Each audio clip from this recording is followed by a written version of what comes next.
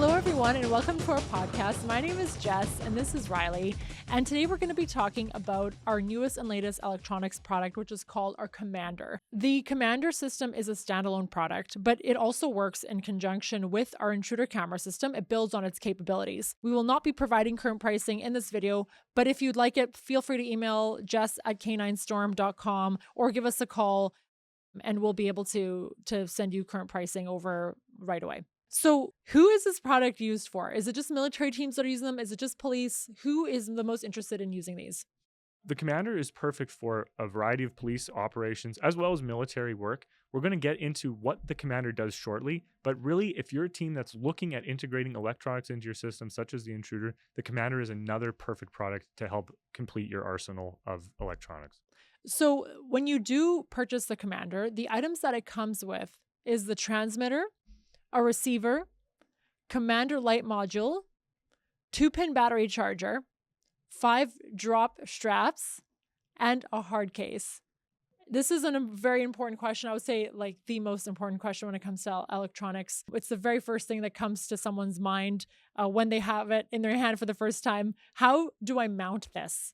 Do you need a K9 Storm vest to use the Commander system? Yes. So exactly like the Intruder, where we mount the system using slide lock rails, every aerial insertion vest that's purchased now comes fully equipped with Commander mounts on it. So for handlers who have received the newest aerial insertion vest, you may have been thinking, why are these extra rails located on both the neck and the chest portion of your vest? And these are what they are. So the Intruder slide lock rail is for the Intruder on the back of the dog. The Commander slide lock rails are located at the neck and the chest, and they integrate seamlessly with the product. So if you know how to use the slide lock rail, you're going to know how to use these very intuitive rails that we've now integrated on the chest and at the very back of the dog's neck for the Commander system. There's no bungees. Again, there's no tie down straps. There's no Velcro. Everything is secured to the slide lock rails. So if your dog hits something, the system is going to still stay on the dog perfectly, and you don't have to worry about it popping off. And we all know the dog's going to hit something. The dog is going to hit something for sure.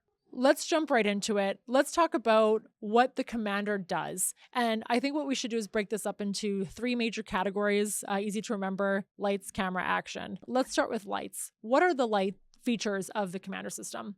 Using the Commander, you have the ability to turn on remote lights from both the chest and the neck of the dog. This is perfect for a variety of reasons. So for starting with the chest, when dogs work in the dark, we sometimes think that they have better night vision than they actually do. For example, down a staircase into a basement that's completely black. Sometimes you will see that the dogs have a little bit of trepidation when it comes to going into these areas because they can't physically see. So just like for yourself, they're smart. They don't want to run into some type of danger and just fall over a cliff or, They're or using down their a best hole. senses. Exactly. Yeah. And so by having a chest light on your dog, it's perfect to give them the ability to see their paws, as well as to have a little bit of a guide down whatever obstacle they're working in. So it's perfect for them. It's angled right to the ground, so it lights up their path, and it allows them to move much easier in the dark than without it. That's one benefit. Having lights on the back of the dog is more for your visual. So if you're sending your dog out at a distance, you might want to know where he's at when they're working in a certain environment, and you have the ability to remotely toggle these lights on and off at a distance. Also, for air support, any type of thing that's up in the sky, if you want a visual on that, you can now turn on a beacon that will allow you to see those dogs at those distances. What is the range like on the Commander? The range on the Commander is roughly 600 to 1,000 feet based on the terrain and the scenario that you're working in. This is the K9 Storm Commander range test video. In this video, we're going to be walking the Commander out to our range test, and we're going to be changing the chest light on and off. So when we change it on and off, we have a FaceTime video set up so that we'll be able to see the light changing in real time. So let's go for a walk.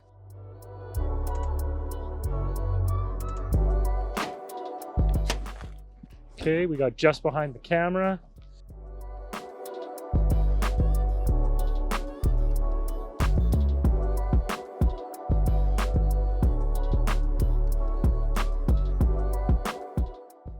So we're right outside our compound.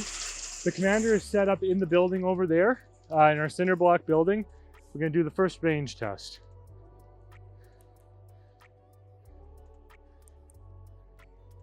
Perfect. So this is at about 250 feet. Let's keep going.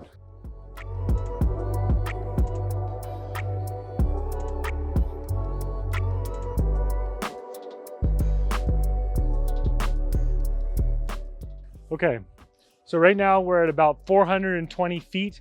You can see the environment that we're working with. There's tons of these metal sea cans. This is a storage area. There's tons of steel, wires, gates, metal gates, all these types of things.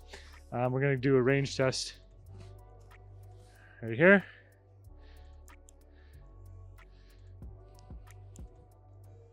It's 420 feet, perfect range. Let's keep moving.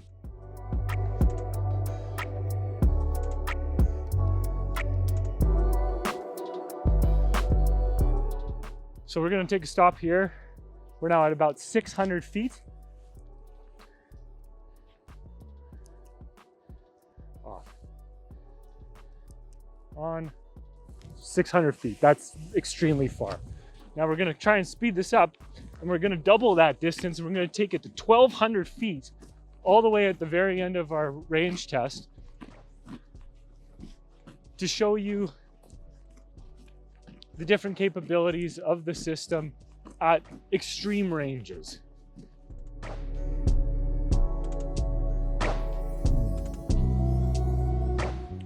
Okay, so this is 1,200 feet. Off. On. 1,200 feet. You can see where we are out in the distance. We're so far away, you can't even see the factory at this point. That's how far away we are. We can't physically go really any farther than this for a range test. This is private property. It's a rail station. It's owned by the railway, so we can't actually physically go farther. But again, at these distances, you can see all the different stuff. We're underneath an overpass. It's concrete. We're in the middle of basically nowhere at this point, past all those steel sea cans, all these different structures, all these different buildings, and we still have phenomenal range. And so that's what we want to demonstrate when we're doing these range tests.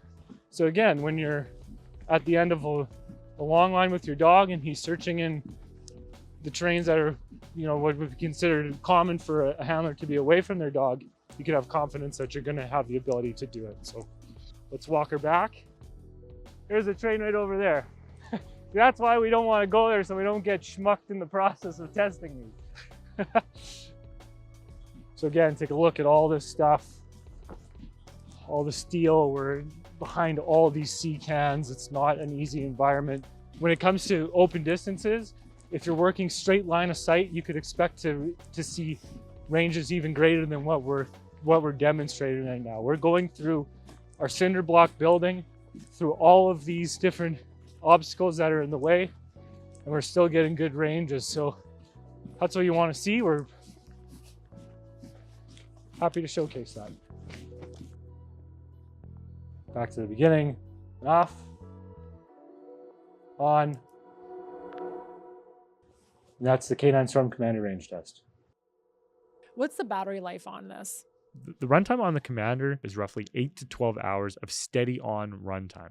So what colors do these lights come in? Do they even come in colors? I know some people are like, my dog only trains with red, and some people are saying that their dog only listens if the color is blue. So what is the capabilities for light colors?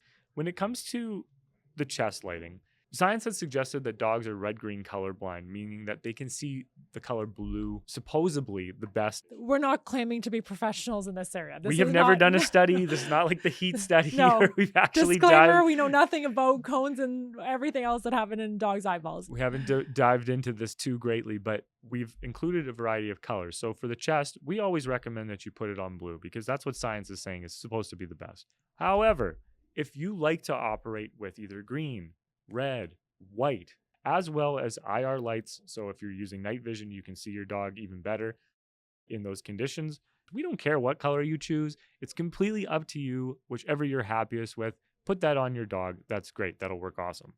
On the back portion, because humans are a little bit different, I personally feel like red is the brightest for me to see at a distance, but you might feel differently. So you can select those lights by simply toggling through them with the button presses to determine which light that you want the most. The buttons are as simple as pressing B for the backlight, pressing C for the chest light, and pressing those buttons to allow it to go from a steady to a strobe mode. It's literally that easy, correct? It may look from first glance that there is a lot of buttons on the Commander, but when you break it down into what the buttons and what the functions actually do, all you are doing to activate really any of the functions is you're either pressing it once quickly to turn a toggle on and off, or you're pressing and holding to operate a secondary function, which would be something like changing the light mode from flashing to steady on.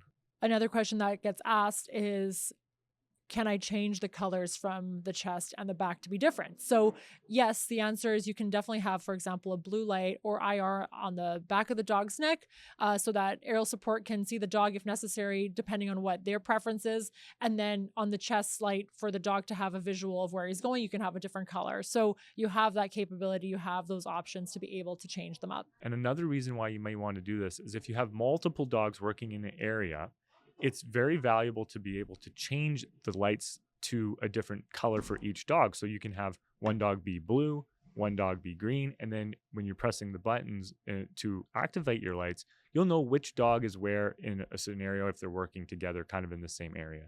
One other critical feature that we have built into the Commander is the ability to now turn off the IR lights remotely on the Intruder.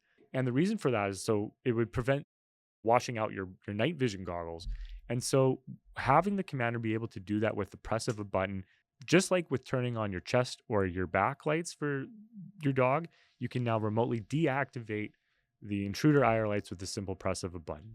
So moving on to the next amazing feature of the Commander system, let's talk about the camera feature and where it's mounted and how it's positioned.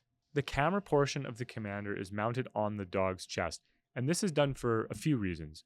Number one, when the dog sits, you now have the ability to toggle from the back mount of the Intruder to the chest mount of the Commander to have a perfect vantage point in front of the dog to gain a full perspective of what they're actually indicating when they are sitting. Another reason for this is if the dog is doing a search, sometimes people can be hidden underneath them, under grates, under floorboards, a whole variety of reasons. The Intruder won't give you that perspective that the Commander does on the chest mount. So by toggling from the back to the chest, you now have that vantage point underneath the dog's feet to see is there somebody underneath them. Those are huge benefits. Another reason for the mount of the Commander being on the chest is actually to continue to act as the perfect counterbalance for the Intruder. In the Intruder video, we talked about how important having a balanced weighted vest is to be able to improve the camera stability. But by having the Commander, it creates an even stronger, stable base for the systems because now they are perfectly weighted from both top to bottom. What about the mobility? Does the camera ever get in the way? I know that was a huge benefit of the Intruder camera system being on the back of the dog, not affecting any of the dog's natural movements and senses. Can the same thing be said for this as well? The Commander is strategically placed on the dog's chest to allow the dog to continue to have a full range of mobility and agility. There's only so many places on our vests where we're able to put different electronics devices while also giving handlers the ability to still access the critical components that they need of the vest, such as the load-bearing loops for tracking, rappelling, fast roping, the special ops handle to be able to raise and lower your dog, as well as things like mounting the Intruder itself. So by having the Commander on the chest, the dog still has a full range of mobility and agility. Their arms can fully extend, they can run, they can jump, they can do everything they need with zero hindrance to their ability to move. So can you use the camera feature of the Commander if you do not have an Intruder? To toggle the IR lights on and off on the Intruder and to turn the point of view from the back mount of the Intruder to the chest, you actually do need an Intruder to be able to operate these functions. So if you don't have an Intruder, that's okay. It just means you can't do those two specific functions to that system. The reason for not being able to view the camera is because the Intruder is actually what is operating the viewpoint of the system. So all the range, all the monitors, all of those things, those come from the Intruder. All you're doing is we're just changing the feed from the back of the Intruder to the chest of the Commander, but you need the monitor of the Intruder to be able to view that. So this is where you really see that interconnected work of when the intruder and the commander work in complement with one another to extend the features of the intruder. The intruder on its own has a million features and it's fantastic, and you're able to do so many things with it. But with the addition of this product, you can just see how much further it can even go. The third feature of the commander is action. And this entails two very specific things, one of them being voice commands and the other one being the ability to drop a payload. So those are pretty big actions that this product is able to do. Voice commands, when it comes to your dog, there's a lot of different trains of thought on how issuing commands to a dog should be. Our perspective, as with everything that we do at Canine Storm, is the simpler that you can do something, the better it is and the easier it is for a handler to actually operate in field. So for our system, for the commander, you have the ability to issue 4 pre-programmed voice commands or tones. And these are programmed in your voice, the handler's voice, or in a tone that you've predetermined that you can use. Let's start with voice. The voice is valuable because it is, like you said, your own voice that is recording these commands. Your dog has heard you say these commands countless times. So the idea is that the training curve or the learning curve will be very small if it is done with your voice command. Yeah, so when you receive your commander, it comes with a microphone that you plug into the system, and then you pre-program those commands using your own voice or using a tone generator on the internet. You can find them very easily. We'll drop a link in the description below so you can use one that we find has been great. But by using your own voice, you would program your 4 kind of most commonly used commands. So sit, down, search. Whatever you want. Whatever you want. Yeah. It doesn't matter. It doesn't matter to me. Whatever you find the most valuable. We get asked sometimes, well, why isn't it an open mic? Like, why can't you directly talk and hear what your dog is doing? By having the commands be issued silently, you no longer have to give away your position as if you had an open mic or you're talking into a radio. You don't have to shout down a hallway or a school to now ask your dog to do something that you want, like go into a down position or be recalled. You simply press a button silently. You don't give away your position. And then these dogs can then do the commands that they've been trained to do. So you mentioned that you could do either voice commands or tones. We just talked about some of the benefits of the voice commands. Why would someone do tones? For different teams, you may be in a scenario where your group is sharing a commander. All the dogs can be trained on the exact same tone to do the exact same action. And you never have to rechange that. You can have it for the rest of your life when you change it once. And you never have to rechange Yeah. it. So that's a huge, huge benefit if the commander is going to be used with multiple dogs on multiple teams with multiple handlers. Now moving on to the next action, we have our voice commands. Let's talk about the payload drop. What does that mean and how does that look like? Having the ability to drop a payload from the commander is a super exciting feature because it provides so much functionality for handlers. The only thing that restricts your ability is the creativity that you have on what you can drop with that system. When we initially developed it, we developed it specifically for mom dogs who were searching for IEDs in really dangerous scenarios. Handlers had asked us, would it be possible for the dog to be able to drop a small payload so that we could mark certain areas where the dog has searched? These handlers are previously following the dog after the dog would give an indication. They would go up behind them and they would physically put a marker down where the dog was, which was extremely dangerous for one.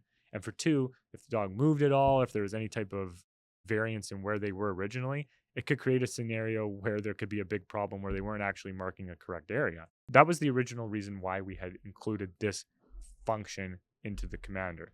The drop portion comes right from the dog's chest. We provide 5 generic drop straps. They go right on the chest of the dog, gives you the ability to string up really anything at your disposal. So if you have something that you want to drop, you just take one of these straps out, you wrap it up quickly, strap it to the dog, take him out to the certain area, press a button, and then you're able to drop that payload. So some of the items that you can drop, for example, would be glow sticks. You can drop repeaters if you need, something as basic as a cell phone for negotiation, a water bottle. Things can literally range from something very small to something up to 5 pounds. Really, the sky is the limit. One thing I was also going to note is that conversation that we hear time and time again, which is we're not getting called as often to some of these calls, some of these situations. This gives you an advantage unlike any other. You are literally creating an opportunity to have a carrier of anything you wish go to a pinpointed place and be able to drop whatever you want them to. while being able to be at a safe distance yourself. Like that is completely irreplaceable. By having the ability for the dog to be integrated with your other electronics devices, that's huge. So, for example, we've had conversations with teams that have discussed strapping mini drones to the dogs and having them now go into these different areas that are extremely hard to navigate by a drone on its own, and then getting a certain area, having the dog go into down with your commander. You press one button, the dog goes into down. You drop the drone off their chest, and now boom, you have a drone up in this area that would have been otherwise inaccessible to them. So these are the ideas that when we're discussing with handlers get us so like excited, because they're just incredible things that there's no reason why you can or can't do any of them. It's just up to your creativity to make it happen. Maybe one more scenario that always comes up in conversation is going into a school where you go down a hallway. Every hallway looks identical and every door looks identical. And so when a dog is indicating at a door, something that I think is valuable is if there's an entire team looking for which door that dog is indicating in front of. Was it the fourth door? Was it the fifth door? Was it the sixth door? Which door was it? If you're able to drop something when the dog is indicating, everyone knows without any question that that is the spot that you're going to. One of the great features about the Commander is that it actually is a transceiver. And what that means is when you press a button, the transmitter on the Commander actually sends a signal out to the receiver. The receiver at that point says, hey, I got it. And it's going to send a signal back to the transmitter, at which point you're going to feel a haptic feedback or a vibration in your hand. So the system is going to buzz. So we call this the Commander Handshake, which basically tells you that the system did receive the command that you sent out, so that you know with certainty that if you press a button and your dog doesn't do something, like say you tell them to go down and they don't do it, you know that they're actually just not listening to the command, not that they haven't received it. That's a huge advantage of just having a simple transmitter send out a signal, and then for you not actually knowing, hey, did they receive this command, or and they're just not listening, or did they not receive it? It removes a lot of doubt of if the command has actually been received. And this comes in huge also for the drop. I mean, when you're dropping something, you want to know that that thing is gone. So that is also a huge part of why we knew that was a necessity, not like maybe we should add it. Like, no, it's mandatory. We're adding this handshake so that handlers know exactly what's going on. When it comes to dropping things, other fail safes that we like to discuss is when you go to drop a payload, changing the point of view to the chest on the dog if you have the intruder connected, because we have the ability to also 3D print a variety of different items. We can 3D print items that are perfect to whatever you're dropping. If you said to us, hey, we're always going to be dropping this one specific product, we can make a mount that's 100% tailor-made perfect to that, so it fits exactly where it needs to on the dog. We also have the ability to make little flags that basically say, give you a visual confirmation from the chest mount of the Commander, so that when you press that drop button, you can receive the haptic feedback, but then you can also see the flag go whoop off of the camera, so that you know visually that it's also gone as well. So that concludes our podcast. If you have any questions whatsoever, make sure you send us an email or you can call us anytime. We know this product is going to create tons of value, and I hope that it can create a lot of value in your team as well. Storm through anything. Thanks again. Bye for now.